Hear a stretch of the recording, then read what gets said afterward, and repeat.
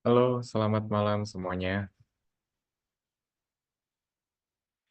Ini tolong, ya, minta tolong teman-teman di sini untuk yang teman-teman yang belum join boleh di ini ya, di remind.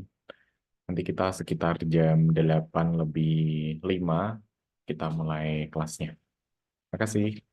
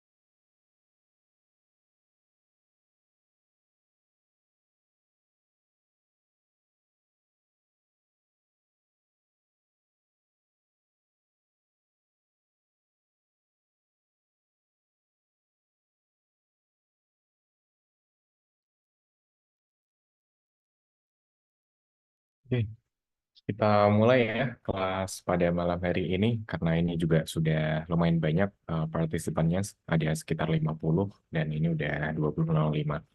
Baik, Assalamualaikum warahmatullahi wabarakatuh. Terima kasih teman-teman semuanya sudah meluangkan waktunya ya pada kelas Sistem Informasi Geografis berbasis web pada malam hari ini. Saya mohon maaf, waktu hari Senin kemarin jam 11 kita postpone untuk ke malam hari ini karena agenda yang lain.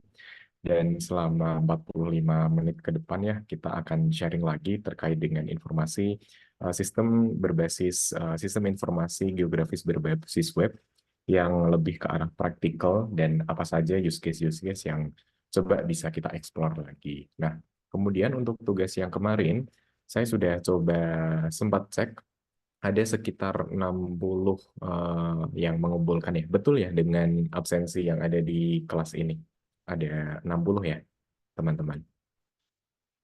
Itu 60, terus kemudian company profile dan juga solution yang diangkat juga berbeda-beda, variatif, dan saya apresiasi. Semoga nanti bisa kita kita akan membuat apa namanya suatu tugas gitu berkesinambungan antara tugas yang pertama, tugas yang kedua, dan tugas-tugas yang selanjutnya begitu. Jadi untuk memberikan pengayaan bagaimana kita membuat suatu solusi berbasiskan kebutuhan ataupun problem dari klien, terus kemudian kita mempunyai suatu solusi berbasis WebGIS, terus kita presentasikan dalam bentuk misalkan dalam bentuk platform ataupun bentuk report based begitu. Nah, untuk malam hari ini saya juga membuat suatu use case, tapi use case-nya cukup berbeda dari kemarin. Kalau yang minggu kemarin itu kan kita mengangkat banking and financial services ya, lebih ke bagaimana kita dalam WebGIS itu mampu memberikan solusi-solusi yang memang dibutuhkan untuk banking dan financial. Terus kemudian saya cek itu di tugasnya juga tidak hanya bank saja, tetapi juga ada di situ F&B, lalu kemudian ada industri yang misalkan koperasi, UMKM, dan lain sebagainya yang memang membutuhkan suatu ekspansi bisnis, dan tentu dengan ekspansi bisnis itu kan membutuhkan suatu informasi demografi, geografis, kompetitor, lalu kemudian pemetaan di mana saja wilayah yang memang terrekomendasikan begitu sesuai dengan sasaran ataupun target market masing-masing business owner dari industri tersebut. Nah, berikutnya saya matikan video saya biar tidak ada lag ya. Saya menyiapkan salah satu use case di sini. Nah, ini share screen saya sudah terlihat, teman-teman semuanya. Sudah, Pak.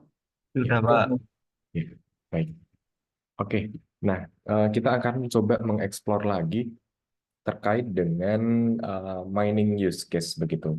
Karena yang kita tahu ya di kurikulum ataupun di pembelajaran di kelas di kelas D4 ini kan juga ada survei pertambangan, lalu kemudian ada praktisi-praktisi yang lain yang bergelut di pertambangan. Nah, mungkin ada informasi terkait dengan bagaimana pengoperasian GPS, lalu kemudian IoT, fungsi-fungsi dasarnya seperti apa. Nah, kita coba tambah insight-nya lagi dalam segi platform WebGIS begitu. Nah, saya kira mining ini juga salah satu industri yang banyak memperkerjakan lulusan-lulusan geodetik ataupun geomatic engineer begitu, sehingga ini nanti bisa menjadi salah satu acuan referensi bagi teman-teman semuanya.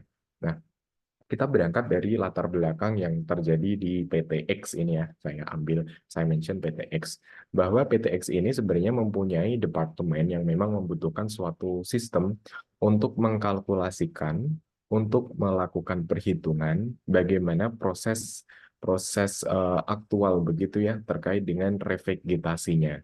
Misalkan revegetasi itu kan ada banyak contohnya ya. Misalkan hasil dari galian tambang itu ingin dilakukan vegetasi tumbuhan-tumbuhan, lalu kemudian apakah di jalanan yang dilalui oleh kendaraan-kendaraan roda berat itu ingin dilakukan perbaikan lagi, itu termasuk juga di dalam ranah revegetasi. Nah, untuk revegetasi itu juga membutuhkan perhitungan area di mana area itu kan kita definisikan sebagai data-data yang sifatnya multiple polygon begitu di dalam sejumlah area sehingga memang kita dapat membantu untuk melakukan analisis ataupun reporting secara reguler, lalu kemudian secara up to date, dan kita bisa menyediakan suatu layanan GIS itu yang memang khusus untuk suatu departemen tersebut untuk menghitung proses revegetasi dan juga menjadi informasi yang accountable gitu.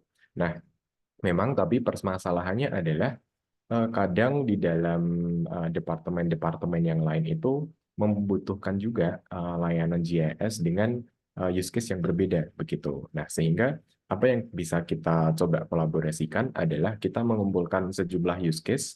Tadi yang pertama adalah misalkan ada suatu galian tambang gitu membutuhkan suatu informasi luasan areanya untuk direvegetasi, terus kemudian perbaikan jalan, dan juga nanti ada survei secara langsung begitu. Survei untuk mengecek kondisi real di dalam area tambang itu apakah ada any incident ataupun ada any problem di dalam lapangan, kita bisa menginformasikan secara real time begitu menggunakan suatu platform web GIS dan juga mobile GIS begitu.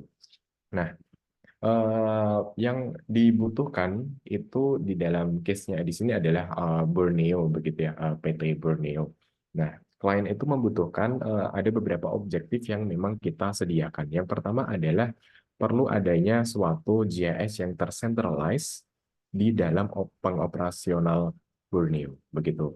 Walaupun memang sebelumnya PT Borneo ini memang sudah mempunyai GIS secara enterprise begitu ya, tetapi belum bisa mengcover sejumlah use case yang saya sebutkan sebelumnya tadi. Nah, sehingga kita mencoba membuat suatu centralized GIS secara khusus di dalam departemen-departemen PT Borneo tersebut untuk melakukan inventarisasi informasi data geospasial begitu.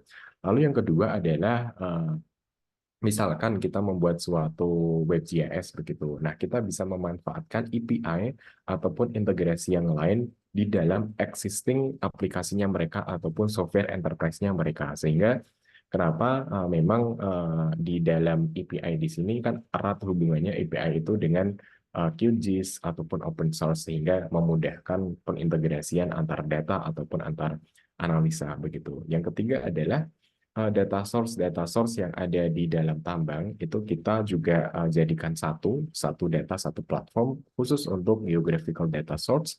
Terus kemudian yang keempat adalah menghindari redundansi solusi GIS yang sama begitu dengan departemen yang lain sehingga coba kita kolaborasikan semua use case ke dalam satu platform.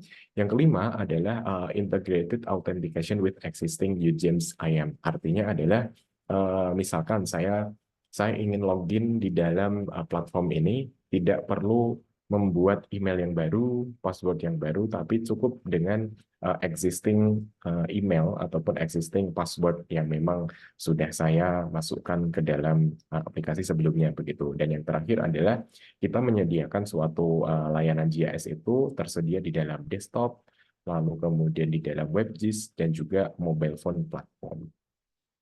Nah, sehingga kita mencoba melakukan solusi itu dalam bentuk enterprise. Sebenarnya enterprise itu kan teman-teman familiar ya mungkin ya dengan kata-kata enterprise. Sebenarnya enterprise itu secara harfiah artinya adalah perusahaan. Sehingga misalkan tersebutkan software enterprise, lalu kemudian solusi enterprise. Artinya adalah software ataupun solusi tersebut itu memang khusus dirancang untuk perusahaan tersebut. Sehingga kan setiap perusahaan itu kan mempunyai bisnis ataupun bisnis proses yang berbeda-beda ya antar perusahaan satu dengan yang lainnya sehingga enterprise itu khusus untuk dirancang sesuai dengan bisnis mereka. Misalkan dari pembuatan penyediaan data, lalu kemudian setelah penyediaan data itu bagaimana kita melakukan melakukan analisanya. Setelah analisanya itu bagaimana kita membuat semacam insight ataupun summary report atau summary dashboard dan lain sebagainya sehingga kita combine ke dalam suatu informasi enterprise. Nah, yang pertama adalah solusi yang berbasiskan desktop.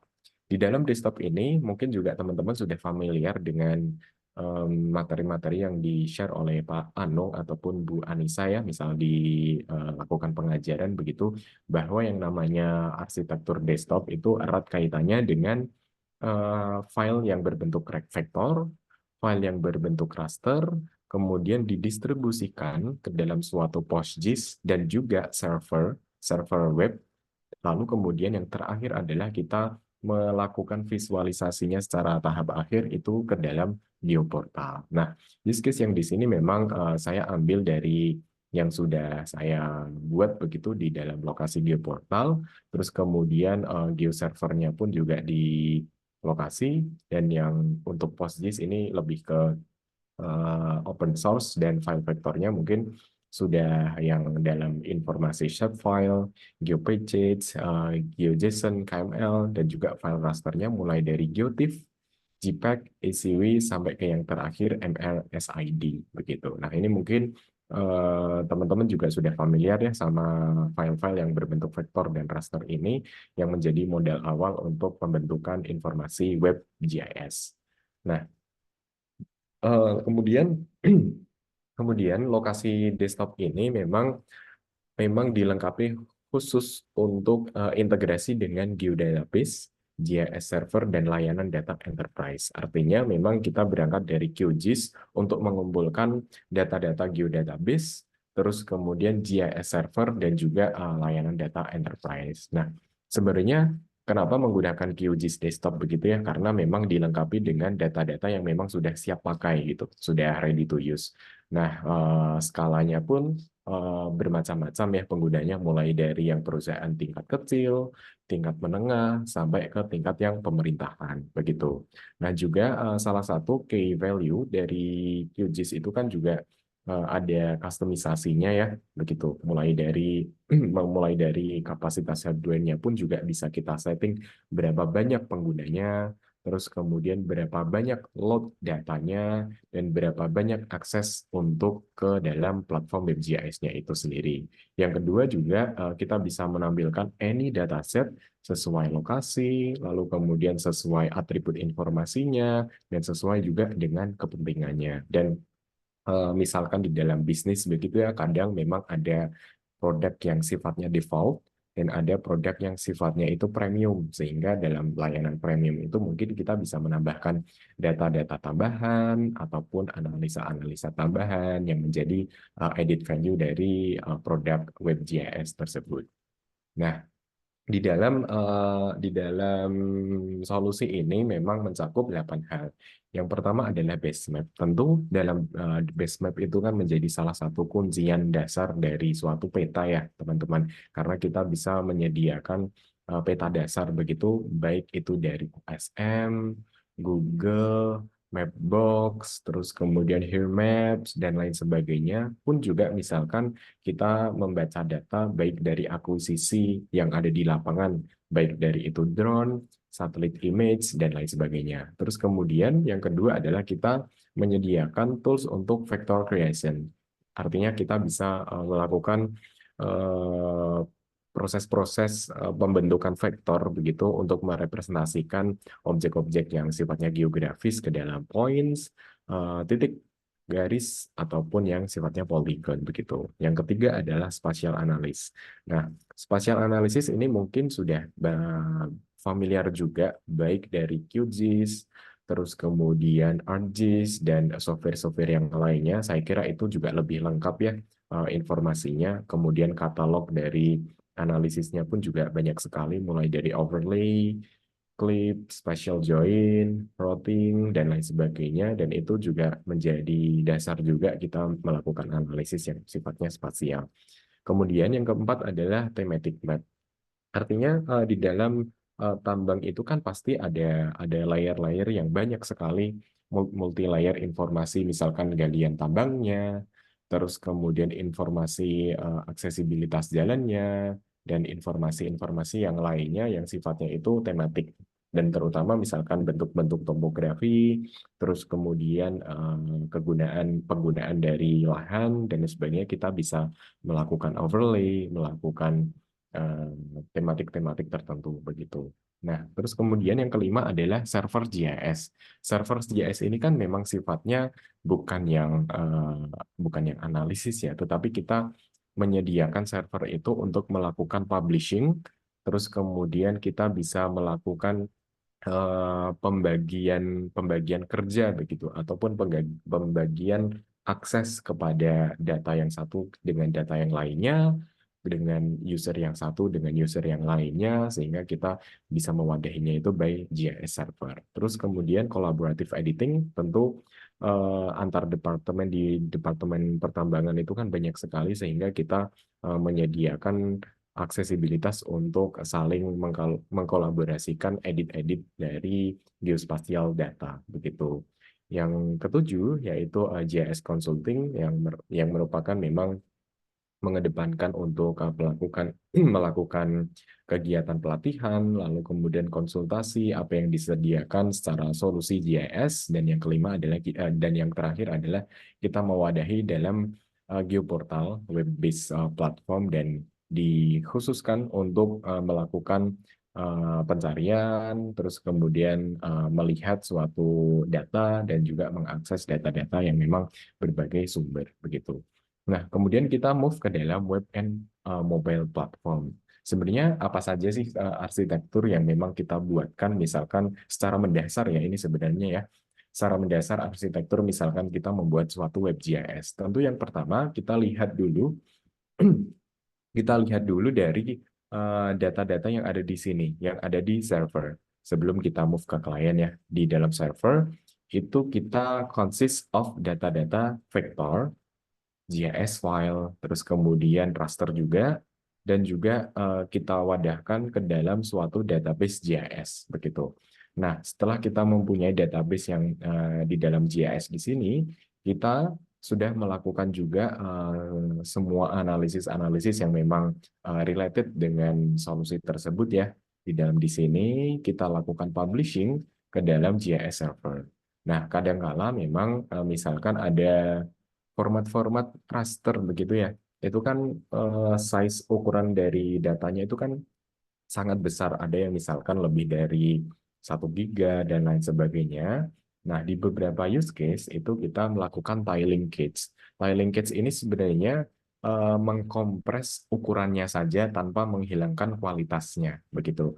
Nah, tiling cage ini misalkan yang semula itu 1 GB satu data, begitu ya. Nah, ini setelah di tiling cage itu hanya menjadi 100 ataupun 200 megabyte begitu, sehingga di dalam GIS server ini istilahnya tidak full loadingnya itu tidak full, sehingga kita bisa proses lebih cepat, misalkan kita publish selanjutnya ke dalam web server gitu.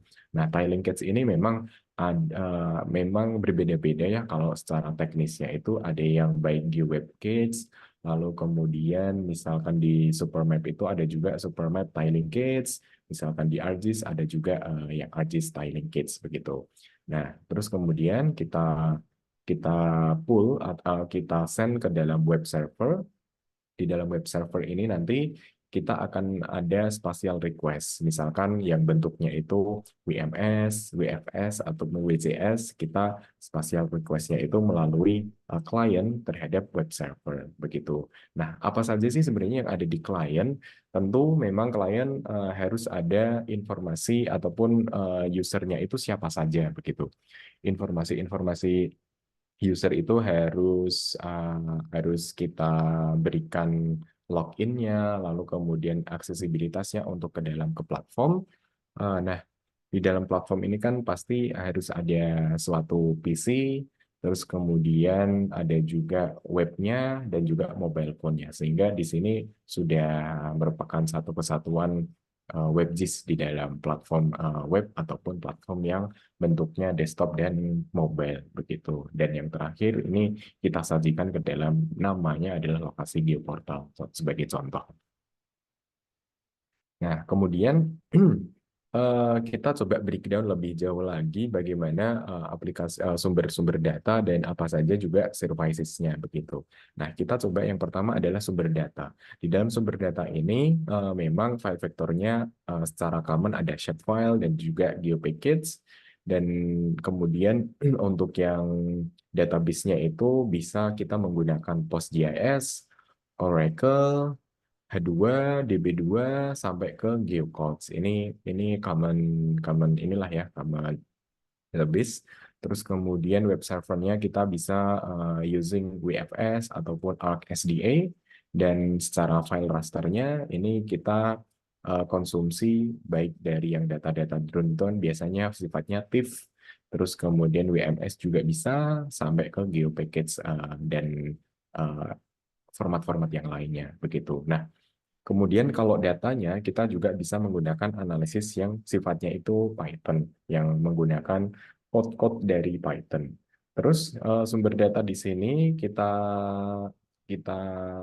kirimkan ke dalam GeoServer di sini, di mana GeoServer GeoServer tersebut sudah mempunyai services JS. Misalkan di WMS. Di WMS ini fungsinya untuk melakukan styling maps ataupun layouting maps-maps begitu ya, yang nanti outputnya adalah PNG, JPEG, TIFF, dan lain sebagainya.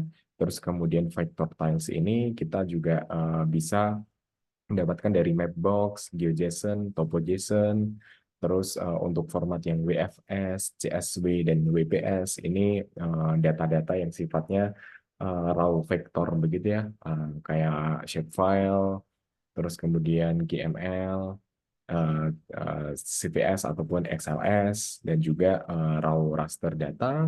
Ini kita bisa menggunakan WCS ataupun OGC.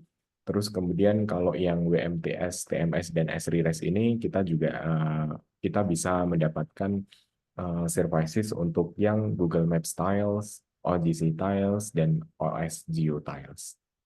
Nah, kemudian setelah kita memahami general arsitektur dan juga general GeoServer terkait dengan GIS services, nah kemudian secara kita mungkin karena waktunya tidak cukup ya, mungkin kita langsung membahas ke dalam output dari hasil geoportal ini sendiri. Nah, sebenarnya memang seperti yang saya sebutkan tadi bahwa secara umum kan memang any geoportal, baik dari yang skalanya perusahaan kecil sampai ke pemerintahan, fungsi dasarnya itu kan memang untuk melakukan pencarian, terus kemudian melihat dan juga mengakses data-data yang memang sudah kita store, kita storing, kita apa namanya, kita kirimkan ke dalam wadah platform sehingga kita bisa memperlihat semua data yang ada di sini begitu. Data-datanya itu kan berbagai sumber begitu ya, sehingga kita bisa melakukan informasi secara tematik dan interaktif begitu.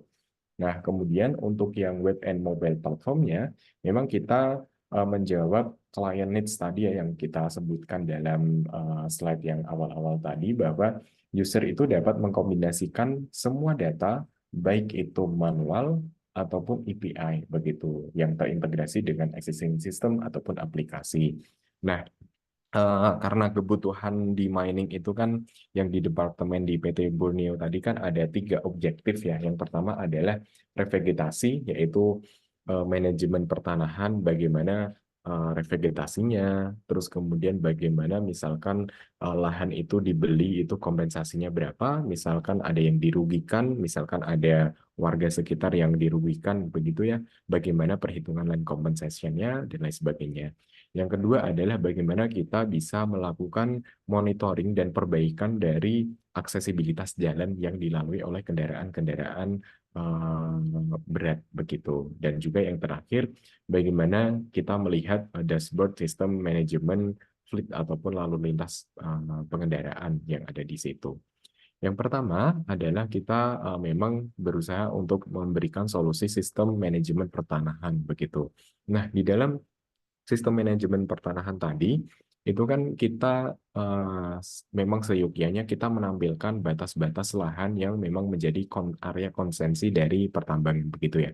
Sebagai contoh, di lahan yang merah ini merupakan area konsensi, Terus kemudian yang kuning ini juga merupakan konsensi, dan yang di 1, 2, dan 3 ini merupakan batas wilayah yang memang khusus. Misalkan ini merupakan lahan yang memang menjadi area konsensi, tetapi mungkin mungkin yang memiliki itu tidak hanya PT Borneo, tetapi PT-PT yang lain ataupun warga sekitar begitu. Nah, kita bisa eh, kita bisa memberikan layouting seperti ini.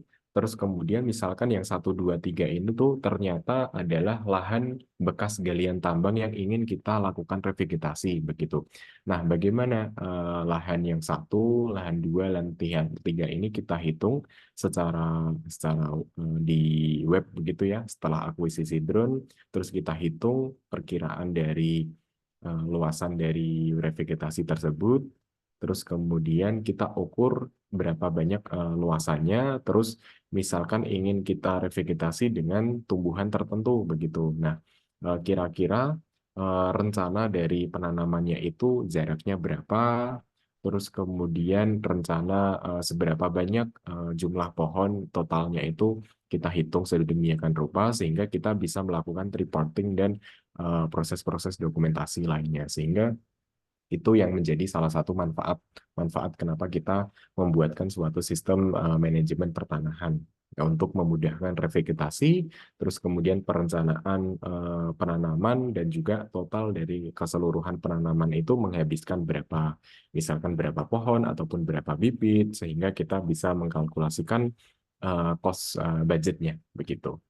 Kemudian yang selanjutnya adalah sistem perbaikan jalan begitu. Nah, di dalam monitoring kondisi-kondisi jalan ini memang secara real gitu ya. Nanti misalkan teman-teman ada yang internship ataupun melakukan praktik kerja di dalam industri pertambangan begitu, untuk mengakses dari misalkan dari bandara begitu ya, dari bandara langsung masuk ke dalam area tambang gitu. Hampir sebagian besar jalanannya itu kan memang banyak yang berlubang, lalu kemudian tanah, tandus, dan lain sebagainya. Sehingga memang itu mengkhawatirkan untuk keselamatan perjalanan baik dari truk-truk yang dilalui, ataupun kendaraan-kendaraan alat berat lainnya yang melalui, ataupun kita yang menggunakan mobil biasa begitu. Nah, sehingga di PT Borneo itu melakukan monitoring kondisi jalan secara near real time. Kenapa near real time? Nah, ini mungkin kan ada near real time, dan juga post real time.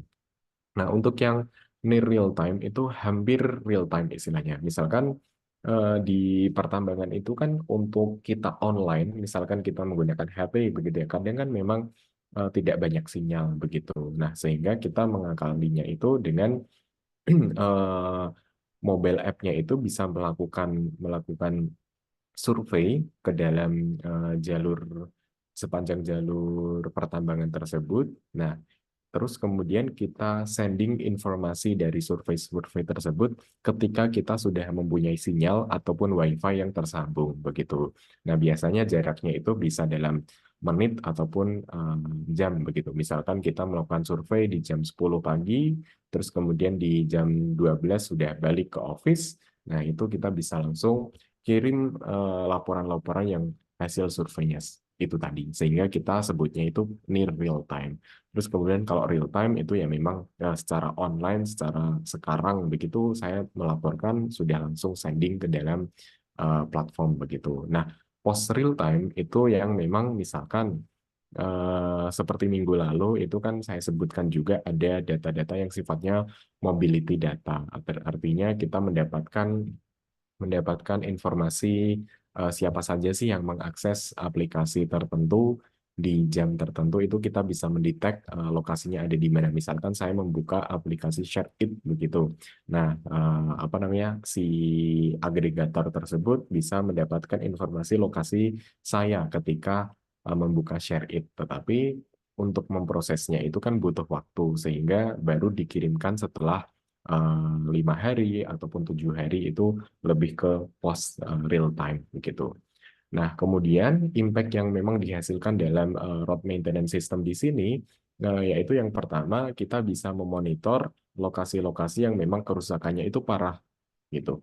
Yang kedua adalah eh, kita mengurangi delay ataupun waiting time begitu ya untuk reporting. Kadang-kala kan memang reportingnya mungkin ada yang langsung real time begitu via via apa namanya via handy talk ataupun ya biasanya handy talk begitu. Tetapi kan kita tidak bisa melakukan sending informasi incident location ataupun koordinatnya itu di mana begitu. Nah, kita berusaha untuk mereduce delay ataupun waiting time. Yang ketiga adalah cut budget cost for operational use of tools begitu.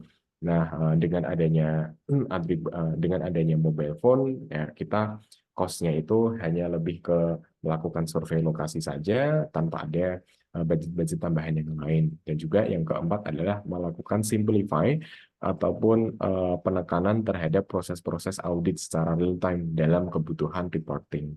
Yang kelima itu kita melakukan efisiensi untuk memanfaatkan apa yang eh, memanfaatkan apa yang sudah ada di dalam suatu perusahaan. Tadi misalkan sudah ada existing aplikasi yang kita tambahkan aplikasi tambahannya, terus kemudian tidak ada penambahan-penambahan tools yang lain, misalkan mobil kendaraan atau apapun, kita cukup by handphone.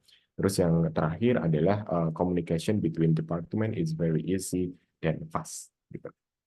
Nah, yang terakhir adalah Fleet Management System Dashboard. Di sini memang kita berusaha untuk memonitor.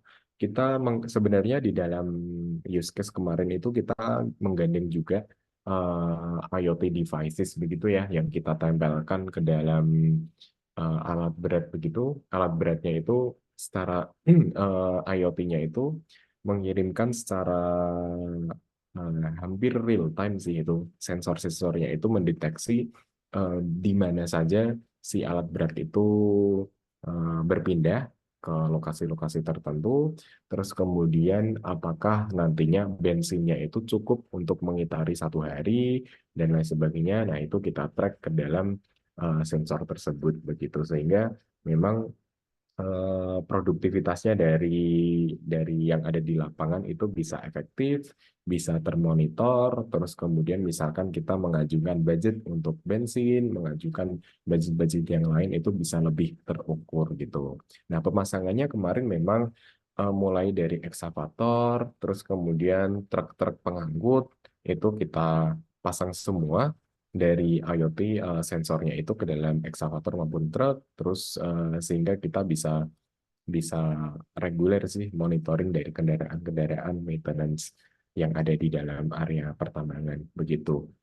Nah, mungkin itu sekilas yang ada di dalam use case di PT Borneo ya terkait dengan yang pertama tadi line management kebutuhannya untuk revegetasi, terus kemudian misalkan ada suatu area milik warga ataupun area PT yang lain itu perhitungan kompensasinya seperti apa. Yang kedua adalah untuk melakukan road maintenance system, dan yang ketiga melakukan tracking ataupun monitoring dari lalu lintas kendaraan eksavator maupun truk begitu. Nah, mungkin dari sini teman-teman ada yang bertanya, silakan.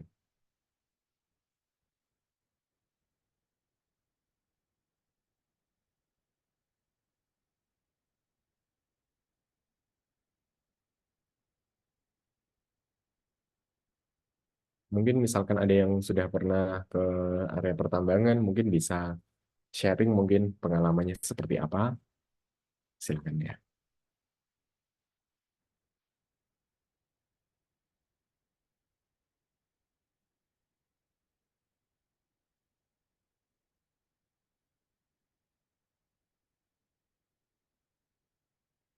Kalau belum ada, ini coba saya lanjutkan show yang kemarin dibuat.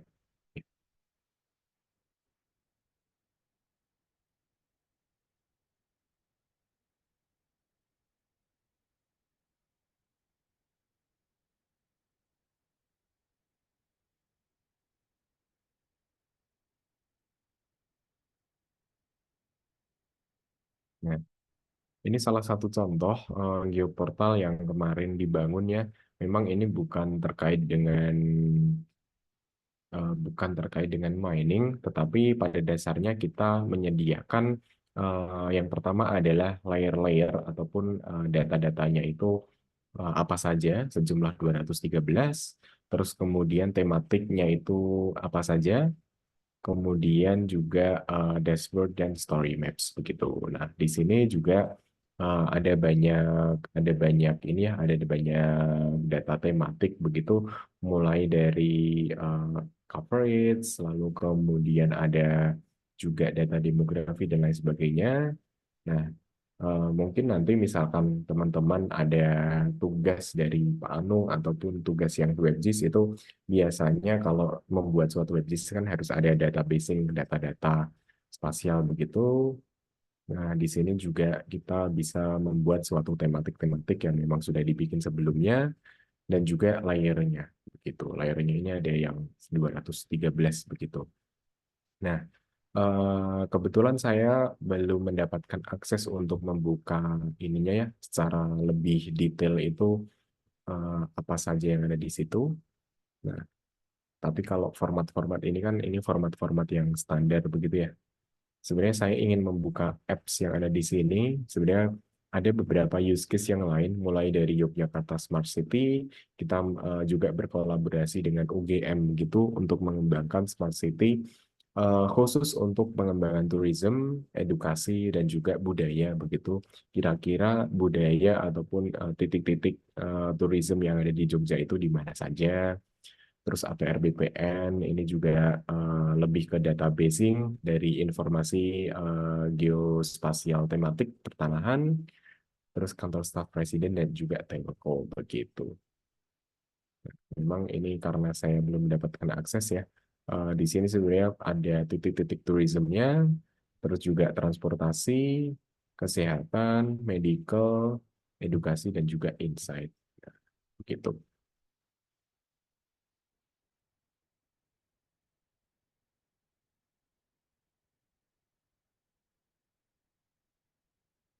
Belum ya, belum ada pertanyaan ya dari teman-teman.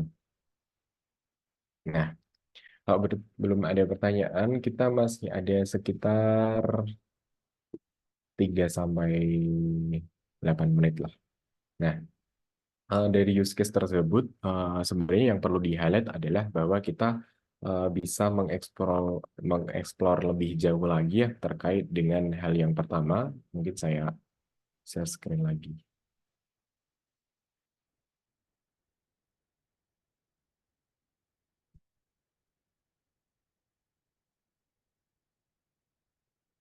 Eh, Yang pertama pentingnya eh, kita mencari suatu problem statement ataupun kita harus mempunyai pain point dari kebutuhan klien ataupun bukan misalkan selain klien kira-kira ingin misalkan saya diberikan tugas terus kemudian tugas membuat suatu WebGIS hal yang paling mendasar itu sebenarnya apa sih yang memicu kita perlu membuat suatu WebGIS begitu sehingga pain point-nya apa, background-nya seperti apa, kita harus finding the background correctly dan memang sesuai dengan kebutuhan aktualnya begitu. Terus kemudian seperti yang saya mention di dalam pertemuan pertama kemarin bahwa kita memang membutuhkan suatu objektif ataupun solusi-solusi yang memang tepat sasaran mulai dari objektif yang pertama sampai yang keenam.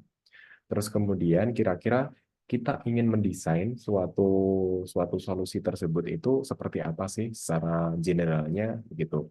Nah, secara general kita buatkan arsitektur umumnya mulai dari tahap sumber datanya dan juga sumber database-nya, terus kemudian bagaimana flow ketika kita melakukan publishing GIS service begitu. Nah, ini misalkan kita sudah mengetahui arsitektur secara platform seperti sedemikian rupa, kita juga melihat dari klien itu arsitekturnya seperti apa ya, begitu. Berapa banyak user yang akan mengakses, bagaimana mereka itu akan mengakses, apakah via web, via desktop, ataupun via mobile, terus kemudian kira-kira services yang memang dibutuhkan untuk membuat WebGIS itu apa saja, mulai dari WMS sampai ke S-Realize. Ini mungkin teman-teman juga bisa explore lebih jauh lagi melalui internet saya rasa banyak sekali sumber datanya dan sumber informasinya. Terus kemudian juga pendalaman use case begitu. Pendalaman use case di sini misalkan kita membuat suatu solusi yang sudah di breakdown mulai dari line management sampai ke fleet management, kira-kira apa sih yang menjadi impact ataupun fungsi kenapa kita membuat suatu solusi GIS begitu. Nah, karena berhubung sudah 5 menit lagi ya, sebelumnya saya juga mengucapkan terima kasih dari tas yang pertama, tugas yang pertama itu sepertinya sih mengumpulkan semuanya ya dari 60 mahasiswa begitu. Nah, kemudian saya ingin melanjutkan dari tas kemarin, itu kan teman-teman kalau saya cek sudah semuanya itu membuat suatu profiling dari klien itu misalkan kliennya adalah roti O misalkan dia kan mempunyai produk makanan dan minuman begitu. Terus kemudian objektifnya juga sudah ketahuan ya bahwa kita perlu meningkatkan jangkauan dari roti O, terus kira-kira pelanggan-pelanggan yang tersedia itu di mana saja, terus lokasi-lokasi gerainya itu kira-kira rekomennya ke area mana ya begitu. Nah, juga terus solusinya juga sudah teman-teman buat mulai dari platform WebGIS-nya, peta persebarannya, sampai ke analisis penentuan lokasinya. Nah, teman-teman kan juga menginformasikan data yang akan digunakan, yaitu mulai dari data-data yang klien, terus dan juga data-data yang ada di kita, seperti di geografis, demografi, dan POI. Nah, tugas yang berikutnya ini cukup untuk pengumpulan data aja. Jadi data-data yang teman-teman sudah mention sebagai klien data ataupun provider data, itu misalkan nanti dibuatkan gini aja. Misalkan ya, saya mengambil contoh yang roti O tadi. Ini ada data lokasi outlet, data pelanggan, data kompetitor, data penjualan produk, dan data persediaan logistik. Itu silakan dibuat dummy saja, apa namanya, dummy data ataupun data data asal aja begitu.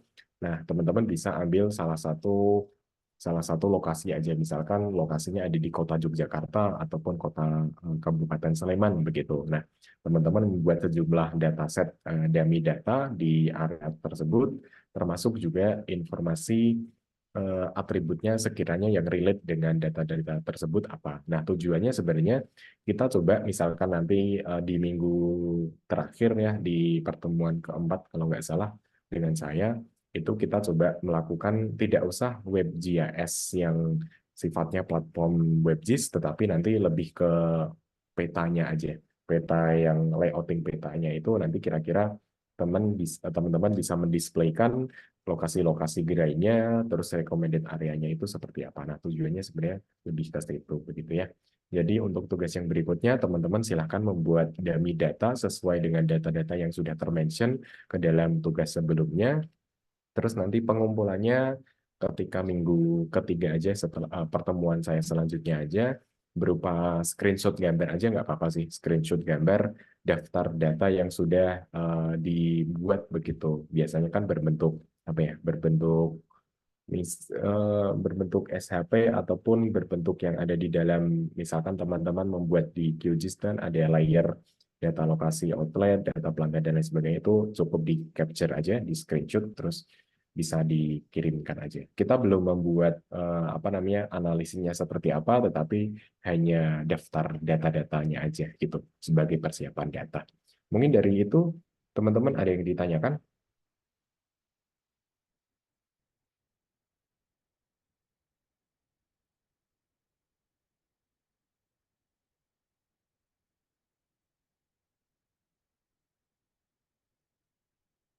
Belum ada ya? Oke. Belum Kalau ada, ya, halo, iya Rasid. belum ada, Pak. Oke, kalau belum ada, saya anggap teman-teman paham ya untuk tugas berikutnya, yaitu terkait dengan persiapan datanya tadi. Nanti silahkan dikumpulkan, nanti saya kirimkan lagi, kemarin kan ada yang kontak saya ya, nanti saya informasikan juga ke PIC-nya tersebut. Eh, Pengumpulannya kapan, itu yaitu di pertemuan selanjutnya dengan saya, nanti coba saya cek tanggal berapa. Terus yang kedua cukup di screenshot aja dummy datanya yang udah dibuat berdasarkan tugas pertama tadi. Begitu ya teman-teman semuanya, karena ini sudah 20 hampir 20.50. Ini saya anggap teman-teman sudah paham semuanya ya untuk tugas berikutnya. Semoga materi pada malam hari ini bisa bermanfaat dan bisa menjadi salah satu referensi WebJS untuk teman-teman semuanya. Oke, sekali lagi kalau tidak ada pertanyaan mungkin bisa saya tutup ya. Oke, baik. Udah 20.50, harus tepat waktu ya karena besok kan libur nih teman-teman. Teman-teman juga pasti udah ada yang di kosan, ada yang main dan lain sebagainya. Happy holiday, semoga nanti tugas-tugasnya dapat diselesaikan dengan baik dan kita bisa melanjutkan tugas-tugas yang berikutnya begitu untuk pengayaan informasi, sistem informasi geografis berbasis web begitu. Baik, saya tutup. Billahi taufiq wal hidayah. Assalamualaikum warahmatullahi wabarakatuh. Terima kasih. Waalaikumsalam. Waalaikumsalam Waalaikumsalam warahmatullahi warahmatullahi wabarakatuh. wabarakatuh. Terima kasih, Pak. Terima kasih. Mas, makasih.